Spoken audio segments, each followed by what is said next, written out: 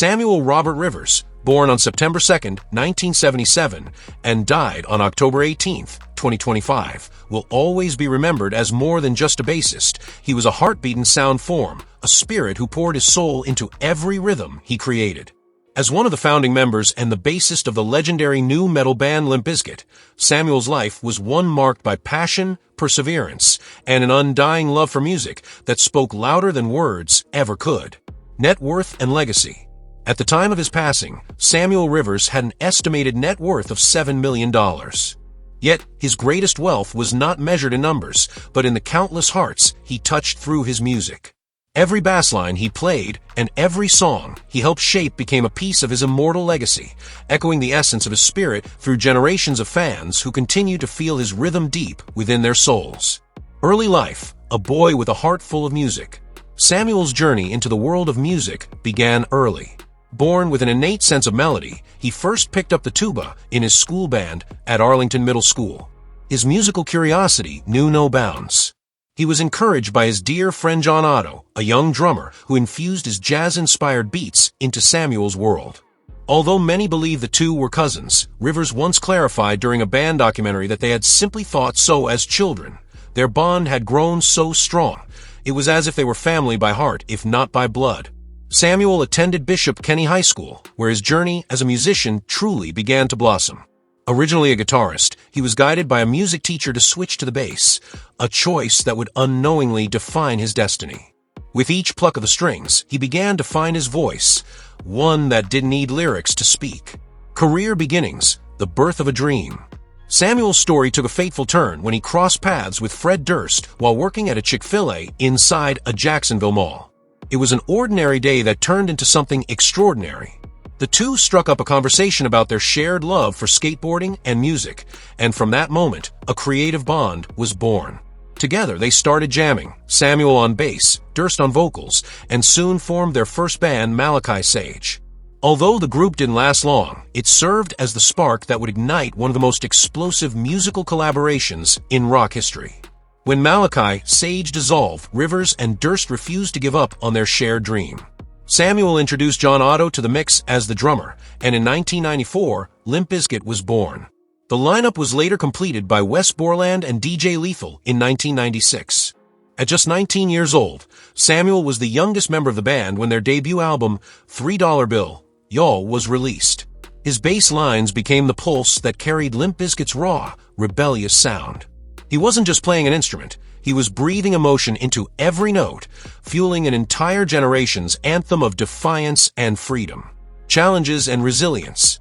Life, however, was not always kind to Samuel.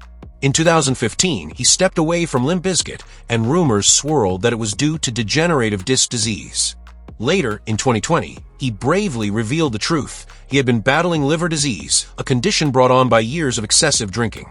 His honesty touched the hearts of fans worldwide. In a world where fame often hides the pain behind the curtain, Samuel's openness about his struggles reminded everyone that even heroes have human hearts that break, heal, and strive to endure. He later underwent a liver transplant, a testament to his will to live and keep creating. During his absence, others filled in for live performances, including Samuel Gerhard Mpungu and Suzumi Okai, but no one could truly replace the presence and passion Rivers brought to the stage. In 2000, he was deservedly honored as the best bass player at the Gibson Awards, a recognition that celebrated his mastery and soulful touch on the bass guitar. Later work, The Soul of a Creator. Even when Limp Bizkit went on hiatus, Samuel never stopped creating.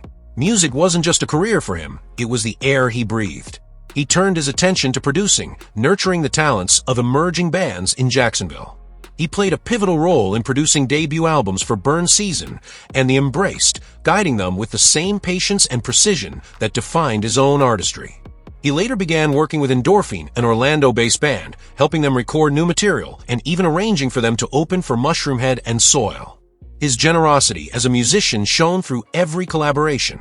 He believed in lifting others up, in letting creativity spread like wildfire. In 2009, he reunited with Limp Bizkit, and together they recorded 2 more albums, Gold Cobra, 2011, and Still Sucks, 2021, proving that time could never dull the magic they created together. Samuel also formed a new musical project called Sleep Killers, alongside Burn Season's Damian Starkey, guitarist Adam Latiff, and Bobby Amaru of Saliva.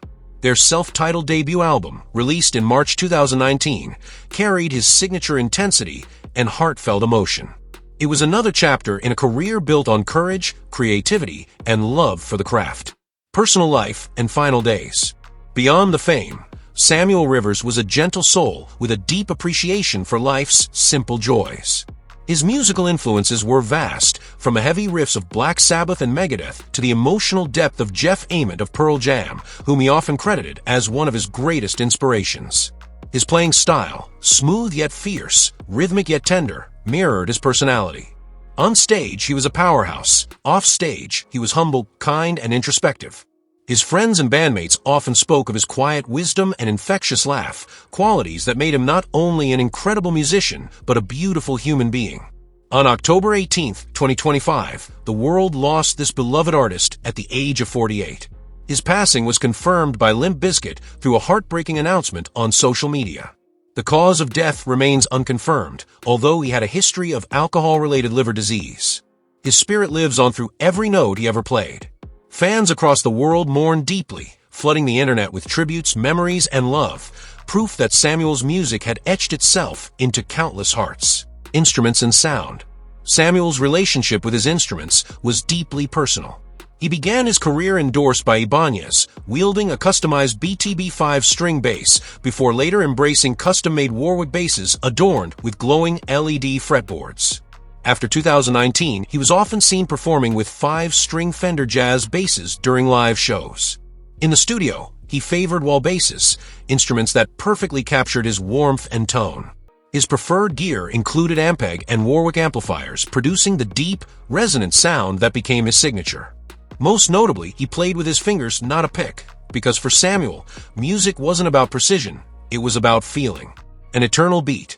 Samuel Robert Rivers was not just a musician, he was a storyteller whose tales were told in bass lines and harmonies.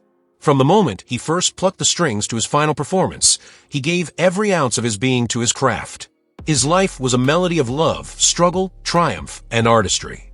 Though he has left the stage of this world, his music continues to play. In the speakers of fans, in the hearts of those he inspired, and in the quiet spaces where his songs bring comfort to those who miss him. Samuel Rivers' story reminds us that while death may silence a voice, it can never mute the music of a soul that lived fully and loved deeply. His rhythm goes on, timeless, powerful, and forever beautiful.